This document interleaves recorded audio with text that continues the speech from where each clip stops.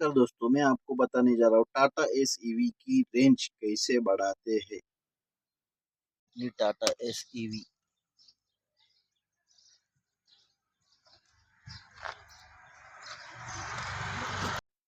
आता आपली गाडी ड्राईव्ह मध्ये आहे। ड्राईव्ह रेस केली, रिजनरेशन चालू झालं।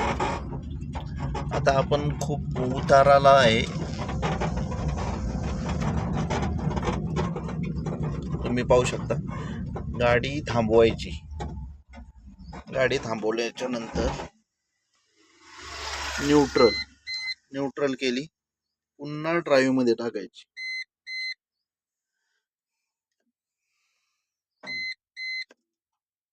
ओके, ड्राईव्ह मध्ये पडलेली गाडी आणि आता रेस करायची नाही आपल्याला आणि ब्रेक सोडून द्यायचा। जशी फर्स्ट गिअर मध्ये गाडी चालते तशी गाडी एकदम हळूहळू चालते, त्याच्यामुळे ब्रेक पॅड पण झिजत नाही आणि रिजनरेशन आहे ते खूप जास्त प्रमाणात होते। एवढंच आहे की गाडी हळूहळू चालते आपली। फर्स्ट गिअर मध्ये कशी गाडी चालते दुसऱ्या लोडच्या गाड्या त्याप्रमाणे गाडी चालते आपली।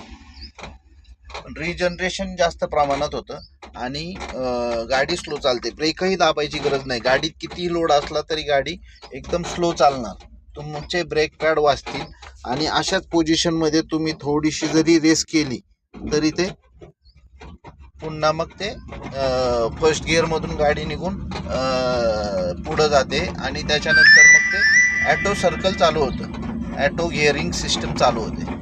पण जेव्हा तुम्ही थांबवून गाडी पुन्हा चालू करता त्यावेळेस ॲक्सिलेटर न दाबता गाडी ऑटोमॅटिक पुढे जाते। ॲक्सिलेटर दाबला तर ती ऑटो गिअर सिस्टमला चालू होणार। आता गाडीचं स्पीड बघा 35। आता इथं पुन्हा मी तुम्हाला एकदा दाखवतो, हो का, इथं पुन्हा आता उतार जास्त आहे रस्त्याला। गाडी थांबली, न्यूट्रल केली, न्यूट्रल करून पुन्हा ड्राईव्हला टाकली। ओके, आणि ब्रेक सोडून दिला। ओके, गाडी फर्स्ट गिअर मध्ये आहे, रिजनरेशन जास्त प्रमाणात होणार आणि तुम्हाला ब्रेकही दाबायचा गरज नाही। एवढा उतार असून सुद्धा हो का ब्रेक दाबलेला नाहीये मी। ओके,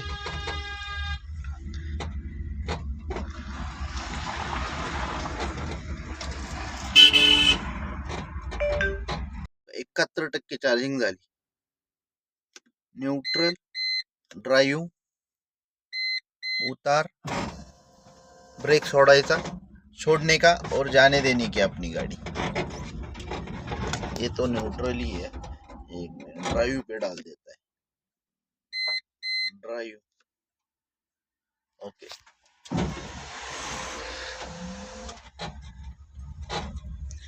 71% चार्जिंग है। इसमें भी अपन ये कर सकते हैं, न्यूट्रल कर सकते हैं, फिर से ड्राइव में डाल सकते हैं। ओके।